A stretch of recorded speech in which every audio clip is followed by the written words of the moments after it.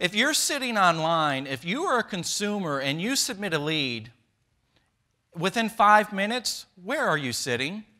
Still in front of that computer. Get that response time down. It's not that you can't.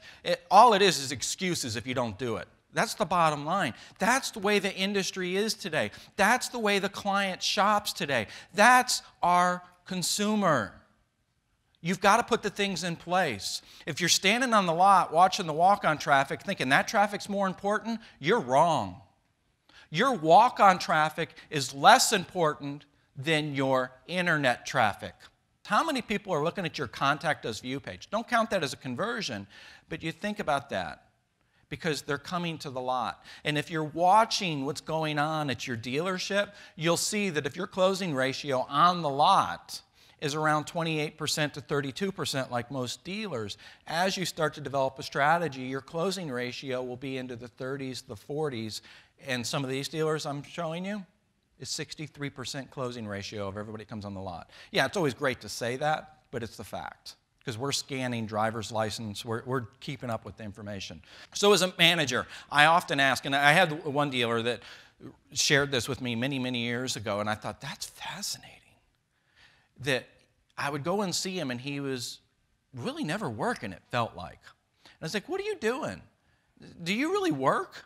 And he's like, yeah, I work. I was like, what do you do? He goes, I'm a conductor. And I was like, a conductor? He's like, yeah, I lead the orchestra. And what I do is I make sure my violin section has got the right note, and my trombones are doing right, and my drums are not too loud. That's the way you need to approach it, whether you're a general sales manager, a new car manager, a used car manager, an internet manager, it doesn't make a difference.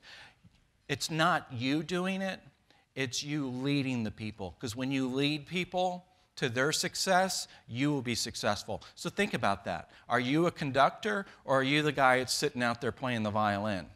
I often ask the question when I go into a dealership, how's your internet leads handled? How do you handle them?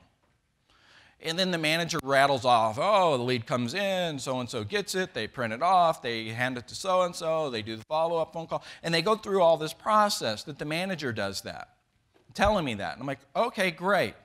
So you have a process. And I'm not here to tell you that one process is necessarily better than the other. Well, maybe I am a little bit. But he goes through the entire process, and then I go over to the next manager, and I say, so tell me your process. And then he goes, oh, well, we and they're usually pretty similar. And then I go over to the internet manager, and I say, tell me your process. And it's like, what? So the process, is it implemented in your dealership 100%? Was it just a meeting with the managers and they decided what the process was and they told the internet director that's the process, if they even have an internet director? Or does your entire team know the process? Does your agency know the process? Because there's this big divide between sales and marketing, which amazes me. You have to have the emails. And I know there's some people in the industry saying email is dead. Has anybody heard that? The email's dead. You don't really need to email. We've heard that yet, a few of us? Well, you're probably going to hear it a lot this year, and that's a joke. Because my question to you is, when's the last time you checked your email? And if we can kind of think back when we started, one of the things we were nervous about was picking up the phone and calling people. You would be amazed of how many people in your dealership are scared to pick up the phone and call. And that's because they don't know what they need to say. Yeah, this seems like a lot of work, and we'd rather be out there spending money on all these bells and whistles, or, did you guys see that squirrel? Because that's what we do. We feel like that's easier than building this process. Your website converts at what? You need to know that. Because you know that on your lot, when somebody comes on the lot, we sell 28% of the people that come on the lot. Well, you need to know, if we get 10,000 people to our website, we get X number of leads. Now, out of that X number of leads, when we call them, when we make contact in 5 minutes or less, this is what the percentage we make contact with.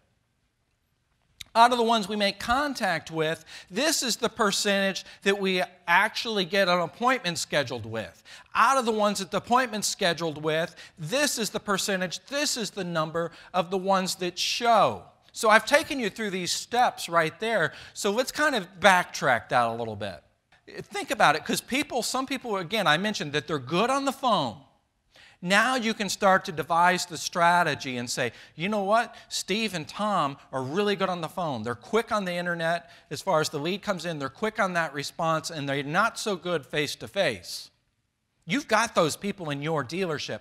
Let's put them in the seat over here. Let's get them on the bus and put them in the right seat so we can excel at this. When a lead comes in to our agency, there's the person that answers the phone, and they do what we call a BANT, B-A-N-T. Does the person have the budget? Do they have the authority? Do they have the need? And what's their timeline?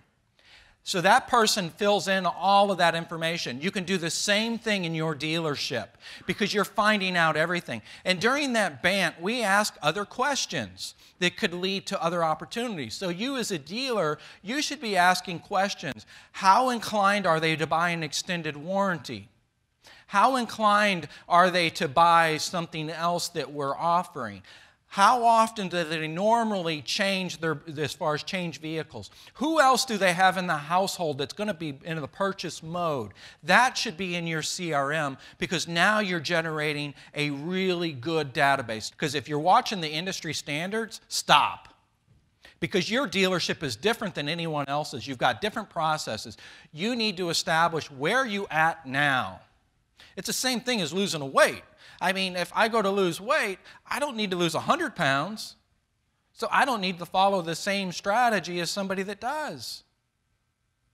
If your conversion, in other words, the appointment percentage of leads to scheduled, right now is only 6%, and you put a number there at 40, you're going to be overwhelmed. You're going to shut down, and your team's going to say, there's no way.